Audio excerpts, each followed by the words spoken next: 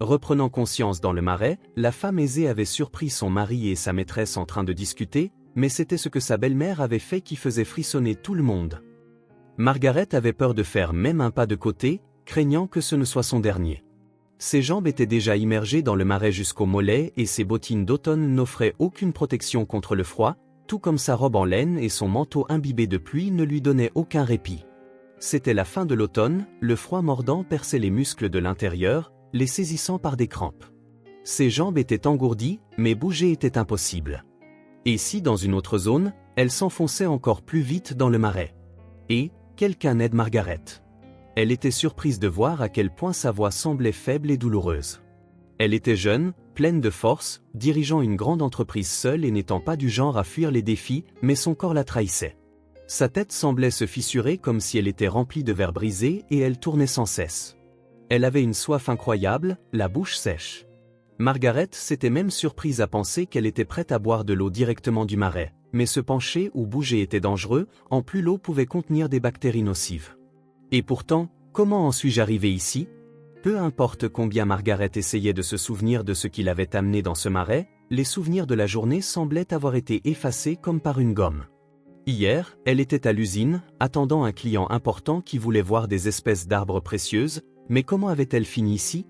Margaret n'avait jamais été friande d'aventures extrêmes. Elle ressentait une douleur sourde dans sa jambe. En effet, sa jambe gauche s'était enfoncée dans le marais plus vite que la droite et maintenant, elle devait maintenir son équilibre pendant que l'eau froide brûlait son genou. Un oiseau criait au loin d'une voix terrifiante. On aurait dit que Margaret était déjà entrée en enfer et que ce cri signifiait que des fantômes allaient la traîner dans le marais ou la déchiqueter. Heureusement, il y avait un petit arbre à proximité auquel Margaret s'accrochait. Elle se sentait sombrer dans le sommeil, des souvenirs commençaient à émerger à la frontière entre la réalité et les rêves.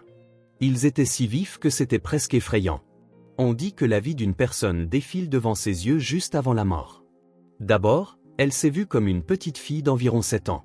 Ses cheveux ondulés châtain clair étaient tressés avec un nœud décoratif, ses yeux bleus extraordinaires, tout comme ceux de sa mère, étaient remplis de tristesse alors qu'elle regardait sa robe rouge dans le miroir. Même alors, Margaret était plus grande que la plupart des enfants de son âge et elle avait déjà une expression adulte sur le visage. En fait, elle avait le comportement d'une petite vieille, restant ainsi, grande, mince et toujours trop sérieuse en toutes circonstances. Et elle ne coupait jamais ses cheveux. « Maman, pourquoi allons-nous à l'anniversaire de papa? Il est un traître, une mauvaise personne, il nous a quittés. Tu l'as dit toi-même il y a 6 mois. » Son père avait quitté la famille. Sa mère avait dit qu'elle ne lui parlerait plus jamais ni n'accepterait son aide, mais maintenant, soudainement, elle la traînait dans sa nouvelle famille où il y avait un garçon de son âge. « Margaret, s'il te plaît, ne dis pas à papa que j'ai mal parlé de lui. Tu comprends, chérie, nous devons juste survivre pour le moment. Je pensais pouvoir gérer ça toute seule, mais tu vois, je suis un peu malade. » Sa mère avait à peine pu marcher depuis plusieurs mois, elle avait toujours des problèmes aux jambes et le stress avait empiré la situation. Elle ne pouvait pas travailler comme vendeuse comme elle l'avait prévu. Parfois, elle faisait des travaux de ménage, mais même là, les gens se plaignaient qu'elle travaillait trop lentement, promettant de la licencier à tout moment. Elle ne se fâchait pas, elle souriait et disait qu'elle avançait vraiment comme une tortue, donc c'était de sa faute. « D'accord, maman, mais je n'aime plus papa. Il a dit au téléphone que je ne suis plus sa fille parce que tu l'as quitté. Mais c'est lui qui est parti tout seul, pourquoi ment-il et est-ce que les filles peuvent vraiment être ex-belles-filles? Honte-toi de l'admettre, donc il te blâme toi et moi, sa conscience est malade, on pourrait dire. » Sa mère lui avait de nouveau demandé de ne rien dire d'inutile à papa pour son anniversaire. Margaret n'avait jamais été douée pour mentir, alors elle resta silencieuse tout au long de la célébration. Papa se vantait que Tim, son fils de Marie, était un enfant très talentueux et pour une raison quelconque, il regardait Margaret comme si elle était en quelque sorte responsable. La nouvelle épouse de papa riait de manière idiote pour une raison apparente.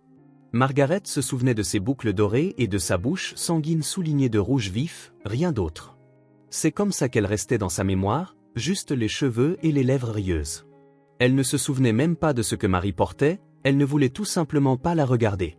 Papa disait que contrairement à maman, elle gardait la forme. Après avoir entendu cela, maman se recroquevilla dans sa chaise et commença à s'humilier devant papa en le flattant. Margaret lui chuchota « Maman, allons-y, nous ne sommes pas les bienvenus ici. » Mais maman demanda de rester jusqu'à la fin de l'anniversaire, à la fin, supplia humblement papa de payer la pension alimentaire s'il n'y avait pas trop de mal. Papa claqua son poing sur la table et commença à crier. « Ah, alors c'est pour ça que tu es venu, je pensais que tu avais enfin réalisé. Tu voulais t'excuser, c'est à cause de toi que je t'ai quitté, je ne pouvais pas garder la famille unie, tu as même retourné l'enfant contre moi. Margaret me regarde comme si j'étais un loup, tu n'obtiens rien, juste pour que tu le saches. Cours aux tribunaux puisque tu ne pouvais montrer aucune sagesse féminine. Mais tu comprends, j'ai des problèmes de santé en ce moment, je ne demande que pour le bien de notre fille. » Maman continua de s'humilier. À ce moment-là, Marie entra dans la pièce et dit délibérément à haute voix, « Laisse-moi appeler un taxi pour vous, il semble que vous soyez fatigué. »« Non, merci, nous nous débrouillerons avec le bus. » Maman expliqua à Margaret que papa ne paierait pas pour le taxi et qu'il n'avait pas beaucoup d'argent de toute façon. « Tout ça pour rien ?» demanda la fille. « Eh bien, il n'y a pas de mal à essayer, » répondit sa mère. Margaret n'était pas d'accord avec elle mais ne se disputa pas, elle se sentait désolée pour sa mère. « Tu sais, tu es bien meilleure que Marie, » dit la fille en essayant de la réconforter d'une manière ou d'une autre, « et tu es définitivement meilleure que ce stupide Tim. » Sa mère sourit et elles rirent toutes les deux en se souvenant de la façon dont le garçon avait essayé de réciter un poème mais avait mélangé plusieurs mots. Les parents ne l'avaient pas corrigé et continuaient d'admirer son génie, mais le père de Margaret ne l'avait jamais félicité, il était toujours insatisfait d'elle. La fille pensait que peut-être tous les compliments de son père allaient à sa nouvelle famille et qu'elle n'était que sa répétition. Puis vinrent les moments difficiles. Sa mère luttait du mieux qu'elle pouvait, mais sa santé ne s'améliorait pas. Lorsque Margaret eut 9 ans, elles échangèrent leur appartement dans un quartier décent contre un studio en périphérie, ajoutant un peu d'argent supplémentaire. « C'est dommage de gaspiller l'héritage de ta grand-mère, mais il n'y a pas d'autre choix, » dit sa mère.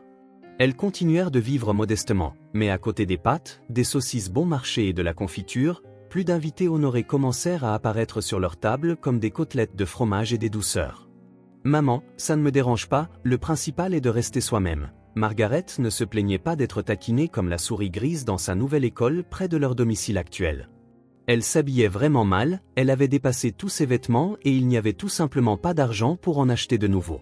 « Je suis tellement stupide, ma mère m'a dit pourquoi avoir un enfant après 40 ans, mais j'ai fait tout à ma façon. » Un jour, sa mère lui dit, « Regrettes-tu que je sois née ?»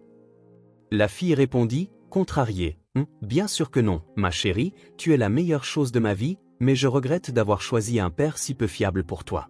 Mais si tu avais choisi quelqu'un d'autre, tu aurais eu quelqu'un d'autre, pas moi. » Margaret était exceptionnellement perspicace pour son âge. « Tu as raison, ma fille intelligente. » « D'accord, alors je ne regretterai pas de l'avoir choisi. » Sa mère sourit. Elle s'était mise aux travaux manuels et commença à fabriquer des sacs sur commande à la maison. Progressivement, elles commencèrent à gagner un peu d'argent et sa mère se sentit plus à l'aise, bien que sa jambe cédât toujours. Ce n'est que lorsque Margaret eut 18 ans et que sa mère décéda soudainement qu'elle apprit que sa mère avait des prothèses de genoux et que son père avait renoncé à ses droits sur elle et n'avait jamais payé la pension alimentaire. « Ne pleure pas, ta mère s'accrochait comme une véritable héroïne, » disait-elle, elle a dit qu'elle ne mourrait pas avant d'avoir élevé sa fille. Le médecin à l'hôpital avait dit cela lorsque Margaret vint chercher le corps de sa mère. Elle appela son père et l'invita aux funérailles. Sa mère avait toujours espéré qu'il se réveillerait et se rendrait compte de sa conscience, mais il ne se présenta jamais. Margaret ne s'en sentit pas contrariée, elle s'en fichait désormais. Elle avait depuis longtemps rayé son père de sa liste de proches. Sa mère disait que même d'un parent désespéré, on pouvait apprendre quelque chose de bien, c'est juste qu'il ne vous montre pas comment bien faire les choses, mais comment ne pas le faire. Margaret décida qu'elle ne renoncerait jamais à ses responsabilités ni ne trahirait personne, peu importe ce qui arrivait. Elle ne serait pas hypocrite ni ne mentirait non plus. Elle n'avait pas hérité de l'immense calme et de la patience de sa mère, elle était impulsive, directe et impatiente. Bien qu'elle ait essayé de combattre ses traits, grâce à sa persévérance, elle réussit à décrocher un emploi de secrétaire dans une entreprise de construction malgré son manque d'expérience. Quelques années plus tard, elle osa demander un transfert vers un poste de gestionnaire. Son patron lui demanda « Ne le regretteras-tu pas ? Le salaire d'une secrétaire peut ne pas être élevé, mais les managers travaillent à la commission, les sommes peuvent être importantes, mais rien n'est garanti. »« Alex, j'ai juste besoin de l'argent, donc je vais m'en sortir, » répondit-elle. Son patron rit de sa déclaration audacieuse et lui dit même qu'elle pourrait revenir à son ancien poste si les choses ne fonctionnaient pas, mais elle ne retourna pas. À 24 ans, Elle était devenue chef du département des ventes et avait même acheté un appartement dans le même quartier où elle avait autrefois vécu avec sa mère. Plus tard, elle visita la tombe de sa mère. « Eh bien, j'ai tout arrangé, ne t'inquiète pas maman, j'ai le même genre d'appartement que grand-mère nous a laissé au cimetière. » Margaret rencontra un homme blond aux épaules étroites et au manteau noir. Il s'approcha d'elle. « C'est ta mère ? » « Oui, et ma grand-mère est aussi ici, » répondit Margaret. « J'ai perdu ma femme, je suis Eric, » dit l'étranger. « Quelle grande perte, » répondit Margaret avec sympathie. « En fait, j'ai déjà 38 ans, mais j'ai juste l'air plus jeune, » dit-il. « Tu sais quoi, que dirais-tu qu'on se revoie un de ces jours » suggéra l'homme après leur brève conversation. Margaret réfléchit un instant et accepta. Ces relations n'avaient jamais semblé fonctionner.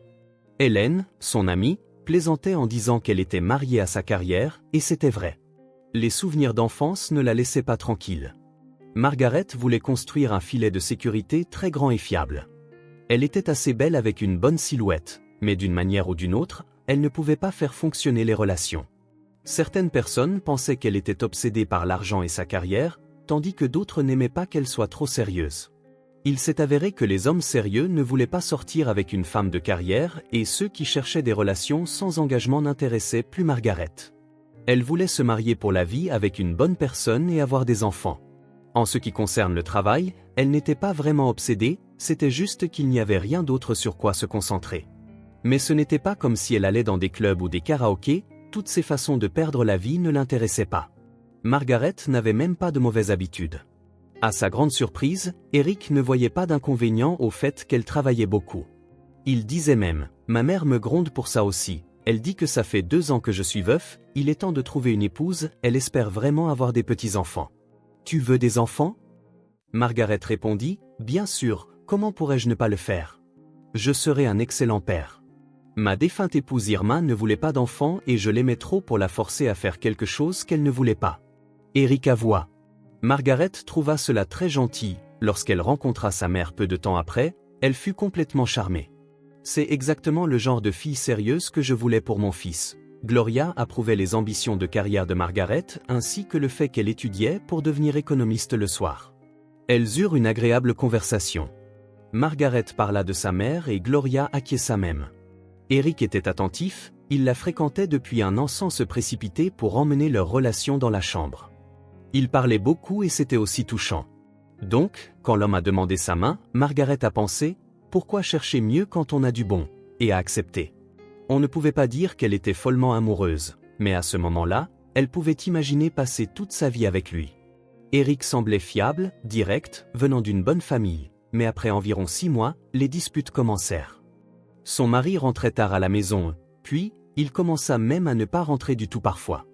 Gloria défendait son fils en disant qu'il avait du mal à surmonter la perte de son emploi et qu'il avait juste besoin de temps pour se reprendre. « Tout ira bien, mais il sent le parfum et je ne porte pas de fragrance aussi forte », s'exclama Margaret. « Oh chérie, de quoi parles-tu ?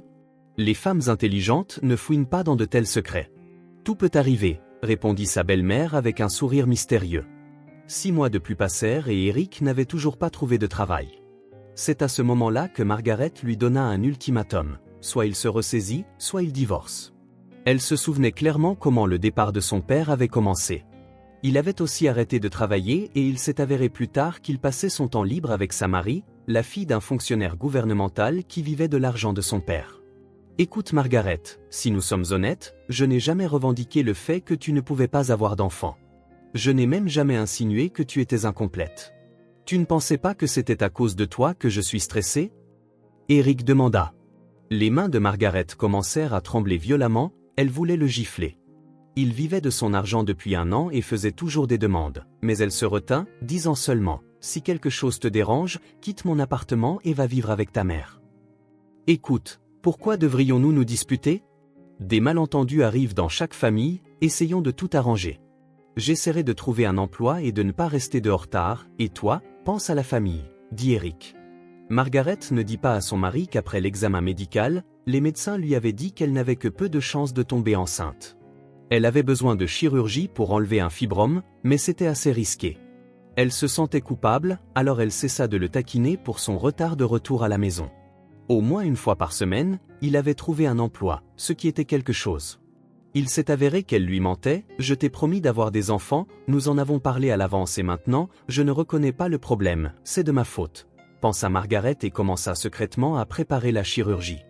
Entre-temps, elle se lança dans son travail avec une telle énergie qu'on lui confia la tâche de diriger une succursale de l'entreprise. Son patron dit même, si tu continues à ce rythme, tu peux t'attendre à devenir actionnaire. Les profits de ta succursale sont 2 fois plus élevés que les autres, c'est surprenant que tu sois si jeune. Merci, Alex. Cette nouvelle ne rendit pas Margaret heureuse. Si seulement elle pouvait tomber enceinte, ce serait le bonheur, mais même après la chirurgie, rien ne fonctionnait pour avoir des enfants. Il ne lui restait plus qu'à se concentrer sur sa carrière, ainsi, à 26 ans, Margaret était devenue une femme d'affaires. Eric, bien qu'il ait dit qu'il aimait les femmes ambitieuses, se sentait jaloux et rancunier. Une fois, en étant ivre, il lâcha « J'ai trompé et je continuerai à tromper. Je me venge de toi pour avoir étouffé mon énergie masculine, tu es devenu un homme en jupe. » Plus tard, il nia en disant qu'elle l'avait imaginé. Margaret répondit « Écoute, Eric, nous devons admettre que ça ne fonctionne pas. Tu trompes, tu es jaloux, je ne peux pas avoir d'enfant, nous sommes dans une impasse, nous devons nous séparer. » À la surprise de Margaret, après cette conversation, le comportement de son mari changea radicalement. Eric devint comme de la soie, il rentrait à la maison juste après le travail, parfois cuisait et nettoyait l'appartement, lui faisait des compliments et le week-end, il l'invitait à des rendez-vous romantiques. C'était comme une personne différente, il était difficile de le reconnaître. « Qu'est-ce qui se passe ? » « Je ne comprends pas, » dit Margaret, étonnée. « Tu sais, quand tu as dit que je pourrais te perdre, j'ai eu très peur, alors et si nous n'avions pas d'enfant ? Ça n'a pas d'importance, le plus important est que tu sois avec moi. Si tu veux, nous pouvons adopter quelqu'un, je ferai tout pour toi, je suis désolé, j'ai été un porc. Maintenant je veux arranger les choses, vivre avec toi jusqu'à la fin, me donneras-tu une autre chance ? Eric s'agenouilla même devant elle dans le café où il l'avait invitée pour cette conversation. Margaret fut frappée. Eh bien, au moins il sait admettre ses erreurs, tout n'est pas perdu, pensa-t-elle, mais elle fut néanmoins déçue lorsque son mari dit une fois de plus qu'il avait oublié son portefeuille et sa carte.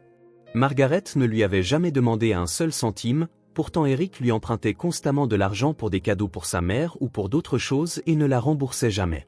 Elle achetait les courses, payait les factures, elle vivait dans son appartement et elle faisait toutes les réparations elle-même.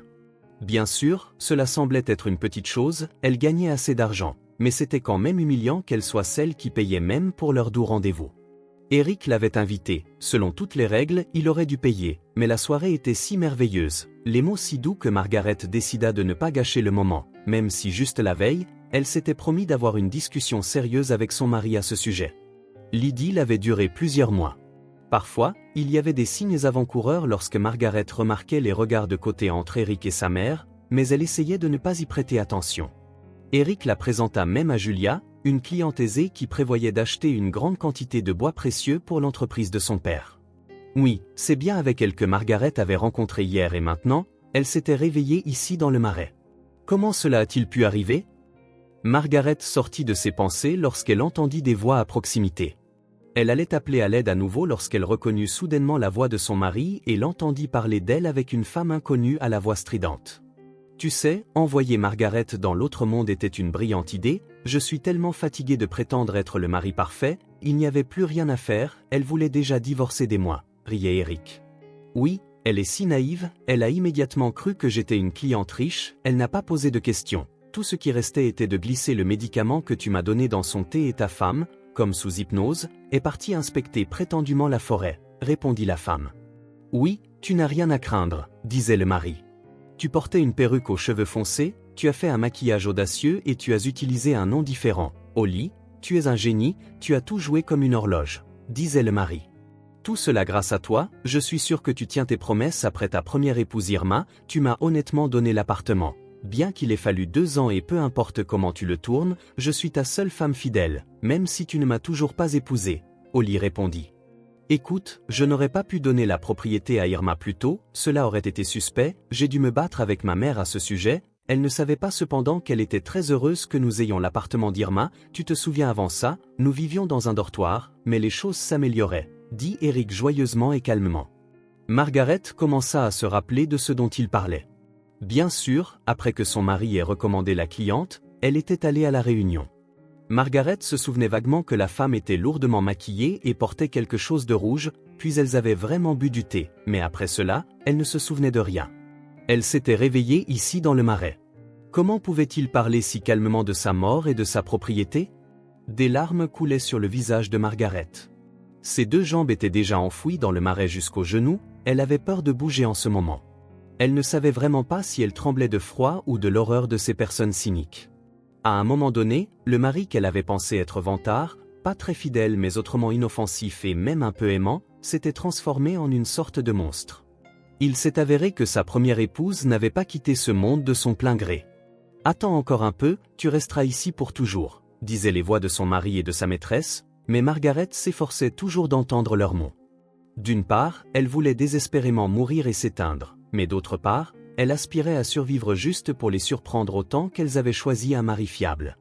Si elle avait épousé le premier homme venu, ce serait mieux. Même son propre père semblait maintenant un ange innocent comparé à Eric. Comme elle avait été stupide de se mettre en colère contre sa mère pour avoir choisi un tel père pour elle. Eh bien, on ne peut pas toujours voir ce qu'on obtient. Cela avait été prouvé plusieurs fois. Peut-être qu'avec l'âge, elle gagnerait plus d'expérience, mais d'ici là, elle n'aurait de toute façon plus vraiment besoin d'un mari. Tu progresses, Eric, Margaret laissera derrière elle plus d'argent qu'Irma, à ce rythme, nous serons millionnaires. Semble que tu n'as pas perdu ton charme avec l'âge, Holly continua de se vanter. J'espère que l'héritage de Margaret sera suffisant pour nous durer toute une vie ensemble, je laisserai un peu pour ma mère et nous irons sur une île tropicale, puis je t'épouserai enfin et serai récompensé pour toute ma souffrance, dit Eric avec une flamboyance théâtrale. N'exagère pas ta souffrance, ces deux femmes mortes étaient vraiment décentes, répondit Holly en le flirtant de la manière la plus grotesque.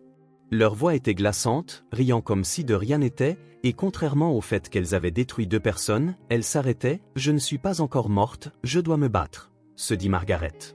Son mari semblait sentir ses pensées et demanda anxieusement « Es-tu sûr qu'elle ne s'en sortira pas? Va-t-elle s'enfoncer dans le marais? Peut-être aurions-nous dû simplement la noyer d'un coup sec par-dessus la tête, qui l'aurait trouvée ?» Eric demanda. « Oh non, c'est trop sombre, un corps pourrait être trouvé et la faute retomberait sur nous. » De cette façon, il lui disait que s'enfoncer dans cette direction l'amènerait à l'autoroute et s'assurait que Margaret marchait dans le marais. Seul quelqu'un qui connaît cette forêt pourrait en sortir et elle y était pour la première fois.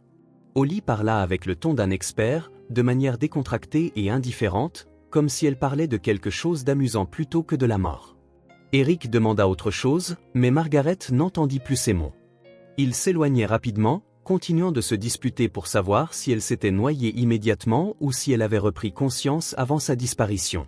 « Je ne suis pas encore morte, mais il n'y a pas de sortie, je ne peux pas sortir d'ici. » Soudainement, un sentiment accablant de vide envahit Margaret et elle commença à sangloter bruyamment. Ses bourreaux étaient partis et elle ne pouvait pas profiter de sa souffrance.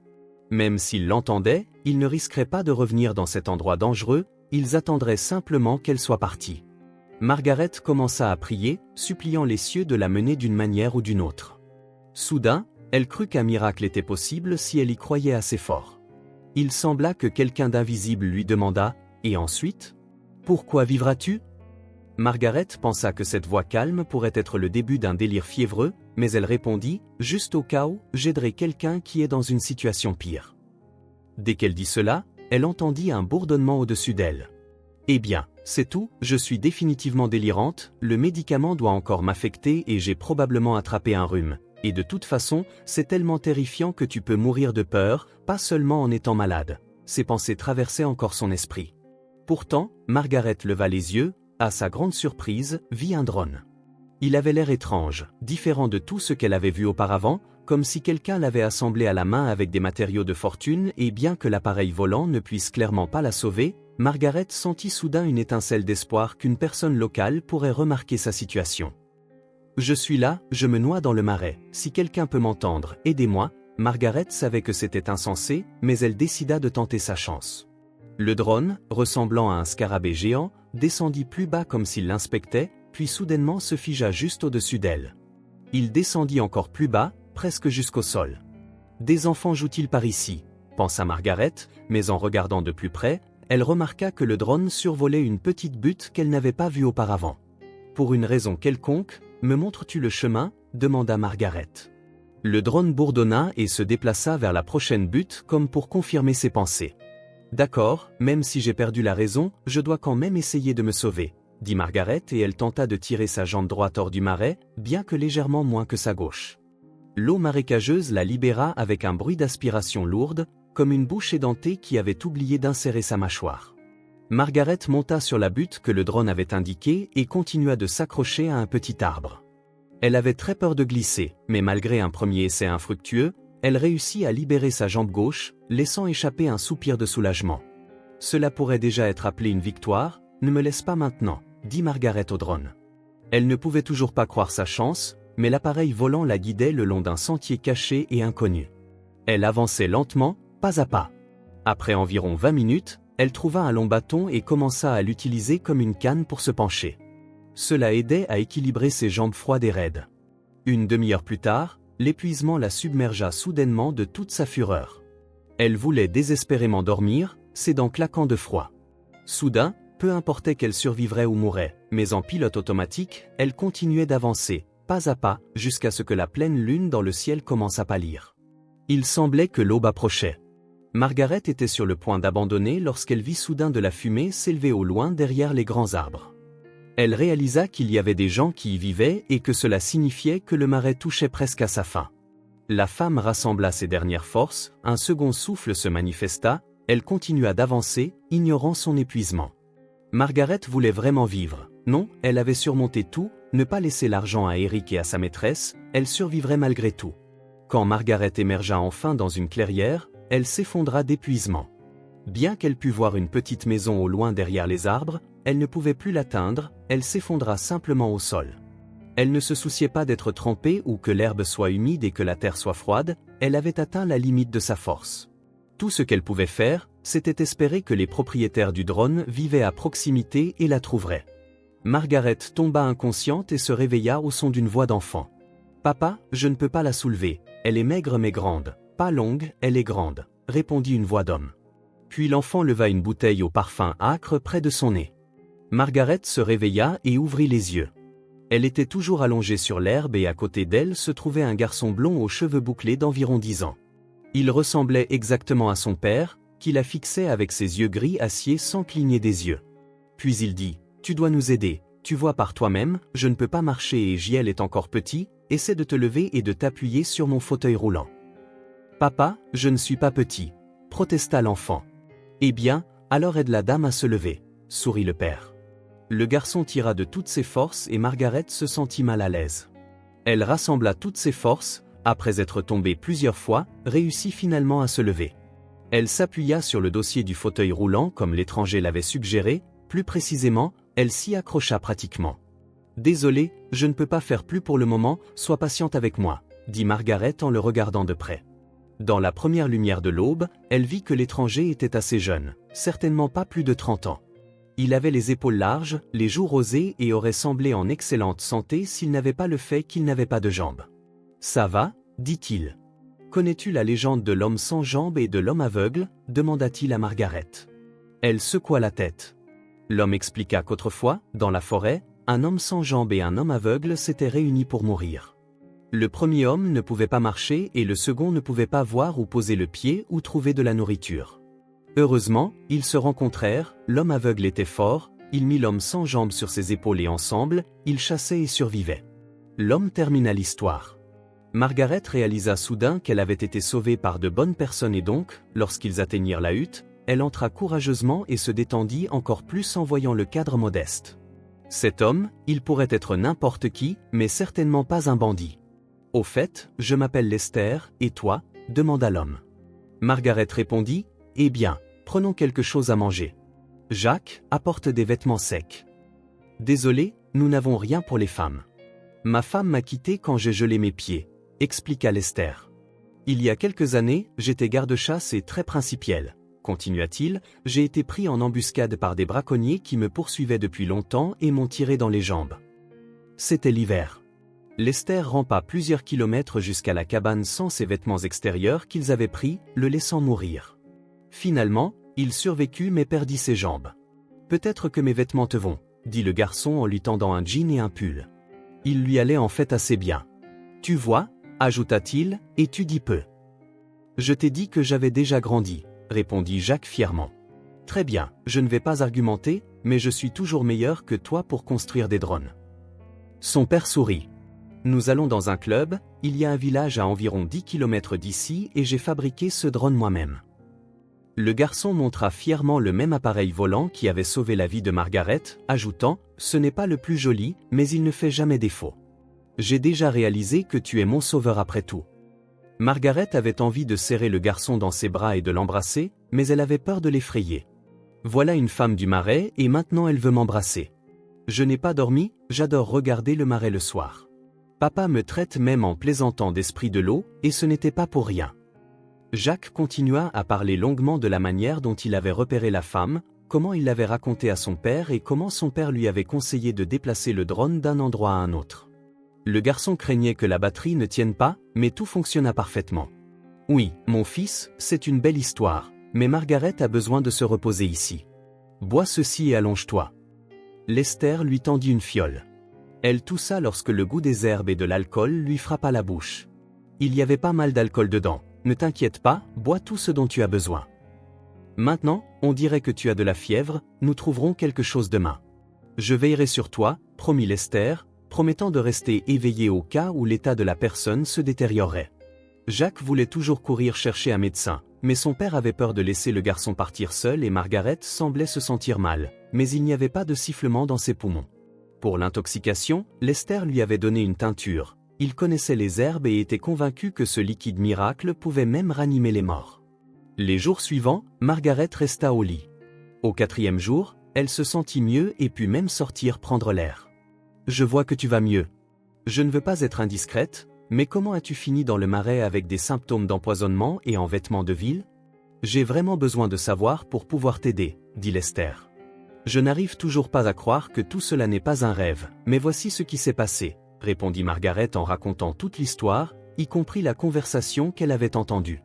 Elle ajouta qu'elle n'avait aucune preuve de l'attaque de son mari, donc elle ne pouvait pas exactement aller à la police et maintenant, après ce qu'elle avait entendu, elle avait peur de rentrer chez elle. Oui, ils semblent être des gens dangereux. Tu sais quoi, si tu ne te sens pas trop mal, reste ici aussi longtemps que tu en as besoin et nous verrons quoi faire, suggéra Lester. Et Jacques s'est vraiment attaché à toi aussi. Lester expliqua que le garçon avait une mauvaise relation avec sa mère biologique car, ces dernières années, elle avait commencé à boire et ne se souvenait généralement plus d'où elle était ou de ce qu'elle faisait. Mais maintenant, elle allait bien, elle s'était remise de son addiction, s'était mariée et avait décidé de repartir à zéro en renonçant à ses droits sur Jacques. « Tu l'aimais » demanda Margaret, puis rougit et se sentit embarrassée. « Quelle est son affaire » qu'elle pose la question. « C'est bien, ça a déjà guéri. » Oui, bien sûr, Linda était mon premier et seul amour. Nous rêvions même de nous marier quand nous étions enfants. Ses parents buvaient, mais j'espérais qu'elle ne suivrait pas leurs traces. Elle s'accrochait aussi longtemps qu'elle le pouvait, puis elle tombait, mais maintenant tout va bien, expliqua Lester, ajoutant qu'il avait même payé le traitement de sa femme pour son addiction et que c'est là qu'elle avait rencontré son médecin et décidé de l'épouser. Peut-être que c'est une bonne chose qu'elle n'ait pas eu une si bonne relation avec Jacques, sinon cela l'aurait encore plus blessée, dit Margaret. Eh bien, j'ai vraiment eu du mal avec le garçon. J'ai commencé à l'emmener dans un club de drones pour le distraire des pensées horribles que sa mère l'avait abandonné et qu'il était indésirable. Finalement, je me suis souvenu que j'avais un talent pour la technologie.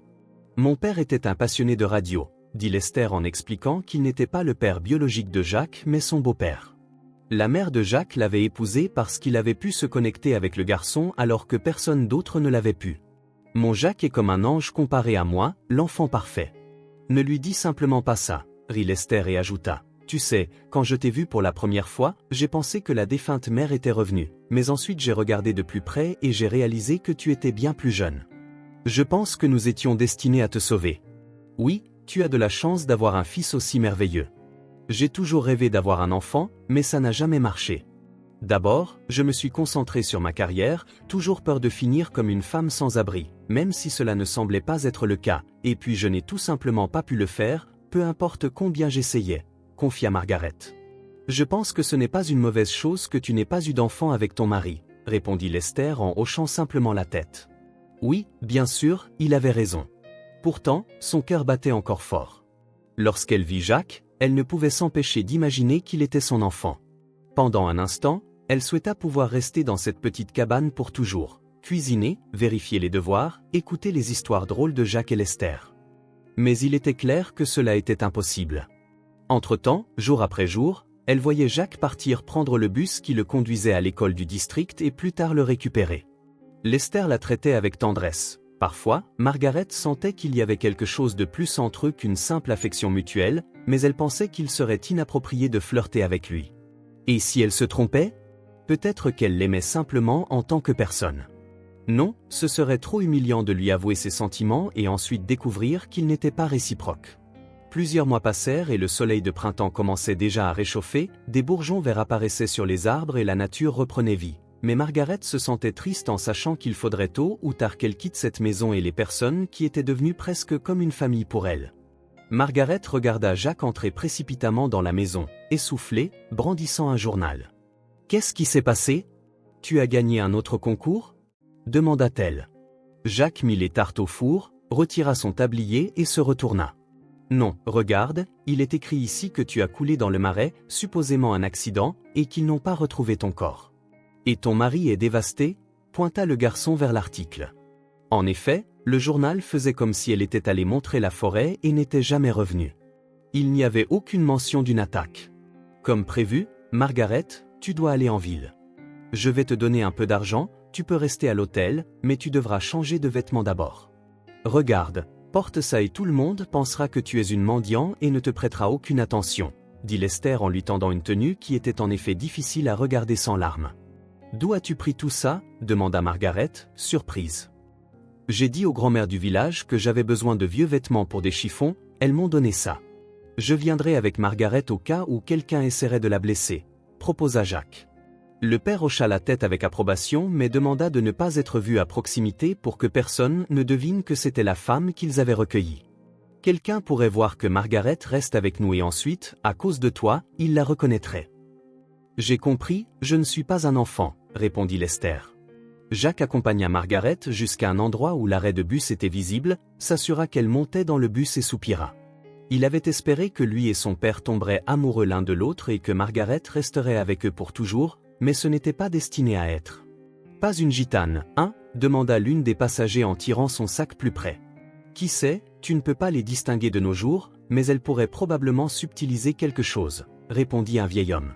Exactement. La dernière fois, une femme mendiant ressemblait à une mendiant sur le bus et ensuite mes tomates ont disparu de mon sac de poussettes, dit un homme d'âge moyen avec une casquette et une moustache.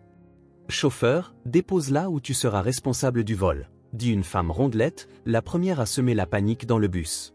Qu'est-ce que tu veux dire? J'ai déjà payé mon billet, protesta Margaret. Nous te rembourserons ton argent et le nôtre sera plus en sécurité, dit l'homme à la moustache. Très bien, arrête de faire une scène, je te laisserai descendre quelque part plus loin pour être en sécurité, répondit le chauffeur au visage rouge. Il attrapa Margaret par le bras, la fourra dans sa poche et remarqua soudain que les ongles de la mendiant étaient anormalement soignés. Mais ce qui frappa vraiment Victor, le chauffeur de bus, ce n'était même pas cela, mais le petit détail sur son annulaire. Sa femme Nathalie travaillait dans un salon de manucure coûteux en ville et mettait toujours un autocollant soigné avec un beau strass en forme de rubis sur un de ses doigts. Nathalie appelle ça une touche de luxe. Assieds-toi simplement sur le siège avant pour ne pas effrayer les passagers, pensa Victor. Le chauffeur changea d'avis sur l'idée de renvoyer la étrangère et décida de l'interroger. Les passagers murmuraient, mais comme ils ne pouvaient plus être volés par la mendiante dangereuse, ils se calmèrent assez rapidement. Victor lui demanda où elle avait eu sa manucure. Vous voyez, j'étais dans le salon de votre femme et j'ai adoré ce strass. Et même si j'ai fait la manucure moi-même, je l'ai réappliqué pour me rappeler du luxe passé, avoua Margaret. Margaret avoua également qu'elle avait besoin de trouver un endroit où rester en ville pendant un certain temps sans que personne ne le découvre. Donc, c'est toi, s'exclama Victor surpris. Sa femme parlait souvent d'un client riche qui laissait les pourboires les plus généreux. Il se souvenait aussi de l'article de journal qui disait qu'elle était morte dans le marais et maintenant il réalisait que l'homme d'affaires était juste devant lui. S'il te plaît, calme-toi, ce n'est pas si simple et je dois rester tranquille pour le moment, murmura Margaret. D'accord, tu peux rester chez nous, proposa Victor. Margaret était soulagée. Dans un hôtel, elle pourrait être reconnue, mais dans une maison privée, elle se sentait plus en sécurité. De plus, Nathalie, la manucuriste, était une femme agréable. Non, non, je ne prendrai pas d'argent de ta part, agita Nathalie les mains en réalisant qu'elle devait aider, mais Margaret pensa qu'il aurait été préférable qu'elle prenne l'argent plutôt que de poser tant de questions. Nathalie était assez bavarde et Margaret dut répondre à ses questions détaillées. Comme il n'y avait nulle part ailleurs où aller, je ne dirai rien à personne, promit Nathalie, mais Margaret n'était pas sûre. Elle la quitta quelques jours plus tard. Margaret surprit Nathalie en train de chuchoter à une amie à propos de la façon dont la femme d'affaires se cachait dans sa maison et que tout le monde pensait qu'elle était morte. Eh bien, je devrais vraiment louer un appartement ou rester à l'hôtel, sinon Nathalie dira tout au monde, pensa Margaret. Ne réalisant pas à quel point elle avait raison, la personne à qui Nathalie parlait n'était pas une simple amie, c'était Holly, la maîtresse d'Eric. Nathalie, merci pour ton hospitalité, mais je déménagerai demain, dit poliment Margaret. Elle ressentit une terrible inquiétude mais ne pouvait expliquer pourquoi il semblait impoli de partir sans prévenir après avoir été si gentiment accueilli. Elle décida donc de tout leur dire. Oh, quel dommage! Eh bien, si tu as pris ta décision, Nathalie courut immédiatement dehors et appela Holly pour lui dire qu'il n'y avait pas de temps à perdre et qu'elle devait agir cette nuit-là. Holly recueillait depuis longtemps des informations sur les clients riches de Nathalie. Nathalie ne gagnait pas beaucoup de son travail de manucure mais en gagnait plus grâce à ses activités d'informatrice. Bien que Nathalie sache que Margaret était en réel danger, elle décida de ne pas entrer dans les détails. Elle voulait simplement économiser rapidement pour une retraite confortable plutôt que de sauver des vies. Cette nuit-là, Margaret se retourna pendant longtemps, incapable de dormir. Vers 1h du matin, elle s'endormit enfin mais se redressa soudainement dans son lit, pensant que quelqu'un grimpait par la fenêtre. Il n'y avait personne de suspect, mais elle entendit Nathalie parler à quelqu'un au téléphone. Elle n'est toujours pas endormie, pensa Margaret. J'aurais dû lui donner des somnifères. Oui, une fois qu'elle s'endort, je lui dirai à Eric, puis tu pourras la prendre, mais nous devons l'assommer avec quelque chose de plus fort. Je ne prendrai pas le risque moi-même. Très bien, tu sais quoi, tu me dois toujours quelque chose. Si tu te fais prendre par la police pour son meurtre, je ne suis pas impliqué. Je lis le journal, hein? La terreur et la panique s'emparèrent de Margaret. Son mari savait qu'elle était vivante et maintenant il prévoyait de l'enlever, mais cette fois elle ne survivrait pas et elle devait fuir. Margaret attendit un instant, puis ouvrit doucement la fenêtre et sauta dehors. Heureusement, les vieilles baskets et les vêtements de mendiant étaient encore dans la pièce. Nathalie lui avait acheté de nouveaux vêtements mais ils étaient dans le salon. Il était trop dangereux d'y aller. Margaret marcha dans la rue en pleurant, les yeux rouges et en vêtements en haillons, elle avait l'air clairement folle. Les gens la fuyaient comme si elle était une lèpre. La seule chose qui manquait, c'étaient les clochettes qui tintent en marchant, mais Margaret s'en fichait. Elle respira l'air frais, se réjouissant d'être une fois de plus en vie, d'avoir gagné à nouveau. Elle tira la capuche de sa vieille veste serrée autour de son visage et décida de se diriger vers le bureau. Même dans ses haillons, la sécurité la laisserait entrer. De là, elle agirait en fonction des circonstances. Au téléphone, Nathalie parlait de certaines négociations auxquelles Margaret ne devait pas assister. Comme Margaret l'avait compris, cette réunion devait avoir lieu aujourd'hui et c'est alors qu'elle les surprendrait tous. Laisse Eric ne se considérait pas comme le patron et l'héritier riche, elle est toujours en vie et défendra ses droits, ils n'y réussiront pas et l'enterreront prématurément, pensa Margaret. Elle se réveilla en sursaut avec horreur, réalisant que si elle avait été endormie, il l'aurait déjà emmenée quelque part où elle rencontrerait sa mort. Avec amertume, Margaret réfléchit que personne ne se souciait d'elle maintenant, personne n'avait même essayé de la chercher. Puis soudain, les images de Lester et Jacques apparurent dans son esprit et elle sourit. Il semblait qu'il y avait là quelqu'un qui l'aimait vraiment et l'attendait pour une raison quelconque. Margaret se sentit maintenant plus certaine de cela que jamais. Elle entra par la porte de derrière, entra dans le bureau qu'elle connaissait et passa devant le gardien endormi, puis se cacha dans la chambre intérieure de la salle de conférence, un endroit connu de très peu de personnes. Heureusement, un costume de rechange était encore accroché dans le placard.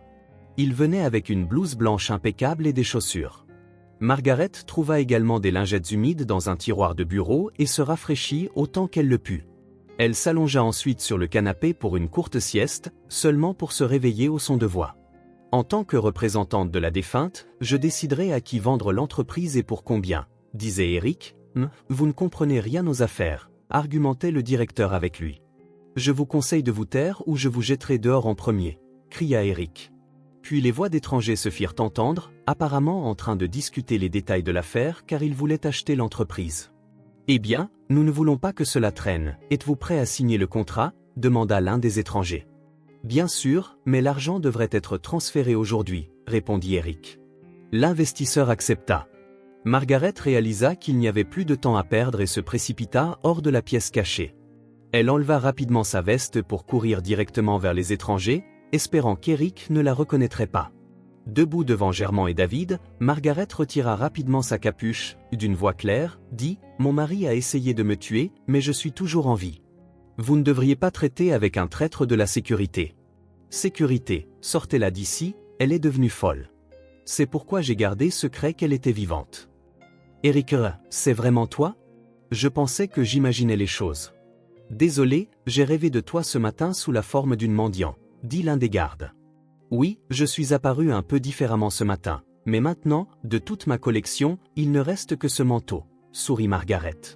Elle en avait un de plus. Il y avait encore beaucoup de travail à faire sans aucune transition. Margaret se lança dans les tâches à accomplir, elle devait restaurer les opérations de l'entreprise et réclamer sa bonne réputation, ainsi que suivre les interrogatoires de la police. Son mari serait bientôt jugé, le verdict n'ayant pas encore été rendu. Décidant de profiter d'une courte pause, Margaret alla chercher Lester et Jacques. « Vous m'avez tellement aidé et maintenant je veux faire quelque chose pour vous. Lester, donnons-toi une bonne prothèse, de nos jours, tu pourras marcher. » Bien sûr, pas exactement comme avec tes propres jambes, mais assez proche, et Jacques a besoin d'une bonne éducation, suggéra Margaret. Je suis désolé, ne te méprends pas, je t'épouserai même, mais je ne veux pas vivre au crochet d'une femme. Regarde-toi et regarde-moi, dit Lester. Margaret rougit, si bien qu'il aimait vraiment elle, c'est tout ce à quoi elle pouvait penser maintenant. Lester écouta, tout est encore assez instable pour moi, probablement pas aussi doux que cela en a l'air, c'est pourquoi je me dépêche d'aider et comme nous en parlons tous les deux, j'aimerais aussi t'épouser, décida Margaret de ne pas manquer le moment. Lester rougit profondément, hésita un instant, puis dit, « Très bien, si tu ne mens pas sur tes sentiments et que tu n'essaies pas de me piéger, nous pouvons essayer, mais sache que j'ai besoin d'une femme pour la vie, et moi aussi, » répondit-il. Margaret l'embrassa sur la joue. Ils craignaient tous deux que Jacques ne veuille pas quitter la maison de la forêt, mais l'enfant réagit au changement avec excitation. « Wow, je parie qu'il y a des modèles de drones géniaux en ville, je participerai aux compétitions DY de la ville, mais ce n'est même pas la chose la plus importante, papa. Tu vas vraiment épouser Margaret ? » Désolé, j'ai entendu un peu, Lester hocha maladroitement la tête. Margaret sourit, eh bien, ça a marché, je n'avais pas voulu insister, mais à la fin, je l'ai poussé dans un coin et presque forcé à me proposer. Maintenant, Lester et son fils vivaient avec elle en tant qu'invités. Il y avait beaucoup d'espace dans son appartement spacieux. Eh bien, si vous n'êtes pas habitué ici, nous pourrions échanger avec une maison à temps, dit-elle. Je pense que la chose la plus importante est que vous vous sentiez bien, répondit Jacques pour tout le monde et Lester acquiesça avec lui. Les jours passèrent rapidement. Jacques avait en effet envoyé sa candidature pour le concours en premier lieu et attendait anxieusement les résultats. Son drone pouvait voler longtemps sans avoir besoin de recharger et était pratiquement indestructible, même s'il tombait, il allait bien. Le garçon espérait gagner un prix et son père croyait que cela arriverait. Tout se passait bien, on pourrait même dire merveilleusement, mais ensuite, la presque ex-mère de Margaret, Gloria, eut une violente rechute au printemps et refusa de croire que son fils pouvait avoir planifié un meurtre. « Tu as inventé tout ça, tu es une fraude et je vais le prouver, » répondit la belle-mère. « Écoute, je sais que tu n'en es pas consciente, mais Irma n'est pas morte de cause naturelle non plus, ton fils est loin d'être un agneau innocent, » raconta Margaret tout ce qu'elle avait entendu ce jour-là dans le marais. « Calomnie, je ne ferai pas de cadeau, » répondit la belle-mère, « mais nous n'avons jamais eu de conflit, pourquoi ne me crois-tu pas ?»« Laisse-moi, » demanda Margaret. « Tu ne comprends pas, dit-elle. C'est mon fils et je vais le sauver, il y a des gens intelligents qui m'ont donné des conseils, suggéra la belle-mère, laissant entendre que son fils avait envoyé un avocat et qu'ils accuseraient Margaret de fraude et de quoi exactement ? Tu le découvriras au tribunal, je ne suis pas de ton côté, rétorqua la belle-mère en claquant la porte et ne revint jamais. Jacques déclara qu'elle était une très méchante femme et qu'il valait mieux ne pas s'impliquer avec elle. Le garçon avait raison au tribunal, sa belle-mère et l'avocat avaient tout tordu, prétendant que Margaret avait faussement accusé son mari, peut-être pour couvrir des affaires douteuses dans l'entreprise ou même avoir eu un enfant illégitime, et pour une raison quelconque un homme handicapé sans jambes était clairement son complice. Une chose est sûre, personne ne l'avait attaqué. Cette Margaret est juste une femme sournoise et on ignore encore comment elle a fait son argent, dit Gloria au tribunal. Évidemment, elle a décidé de discréditer mon fils et il est complètement sans défense contre cette femme riche, ajouta-t-elle. Gloria perdit le procès, serra les dents de fureur et maudit sa belle-fille, mais les malédictions ne fonctionnèrent pas. Margaret commençait une nouvelle vie. Cela ne concernait que ses plans personnels. Elle et Lester avaient décidé de se marier et Jacques avait déjà accepté qu'elle puisse l'adopter. « Tu dois savoir quelque chose sur moi, je n'ai plus rien à part cet appartement. Eric m'a volé, tout l'argent a été transféré sur des comptes offshore et il semble que je vais devoir lui dire adieu, dit Margaret. Au début, au milieu de tout le chaos, elle n'avait pas remarqué le vol, mais maintenant tout était clair, il n'avait pas payé pour la location des équipements, il les avait simplement volés. Elle parvint à peine à payer les salaires et se préparait à fermer l'entreprise. Le seul bon côté était qu'au moins elle partait sans dette. Eh bien, c'est une autre raison pour toi de m'épouser, Lester béant. Il avait été troublé par les pensées que Margaret pourrait penser qu'il était une sorte de parasite, donc, étrangement, sa faillite s'avéra très utile. Jacques, je pense que c'est le bon moment pour annoncer nos nouvelles, dit Lester. Son fils rougit de plaisir. Nous allons obtenir une grosse subvention, dit-il. Je veux dire notre drone a attiré l'attention d'une entreprise qui fabrique des robots et ils veulent acheter le brevet de l'invention. Wow, ça doit être une énorme somme d'argent et puis ton père pourra avoir les prothèses les plus modernes, s'exclama Margaret en voyant la somme avec de nombreux zéros. Et aussi, si tu veux, tu peux recommencer une entreprise, nous te sponsoriserons, ajouta Jacques. D'accord, dit Lester. Bien sûr, nous sommes une famille, on s'aide mutuellement et vice-versa, tout comme dans l'histoire de papa sur les boiteux et les aveugles, encouragea le garçon. Margaret et Lester célébrèrent leur mariage assez modestement, bien que la nouvelle entreprise de Margaret se développait, elle n'étendait pas très rapidement. Elle décida d'économiser de l'argent, plus une partie des fonds était mise de côté pour l'éducation et les voyages de Jacques. Le garçon talentueux étonna tout le monde par sa soif de connaissance et un brillant avenir s'annonçait clairement devant lui.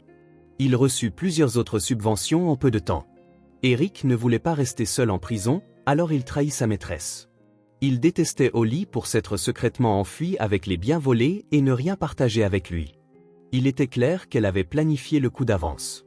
Cependant, l'argent n'allait pas au bénéfice de Holly. Pendant le court temps où elle était libre, Holly rencontra un joli garçon qui se présenta comme un investisseur et promit d'investir son argent avec de hauts rendements. Il faisait semblant d'être un riche étranger mais disparut ensuite simplement avec l'argent.